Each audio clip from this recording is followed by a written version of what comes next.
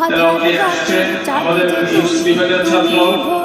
Mohammad martial ইসলাম মহিন যখন দেখি আমার মনে যায় ভালো আধার রাতের ভোরের আলো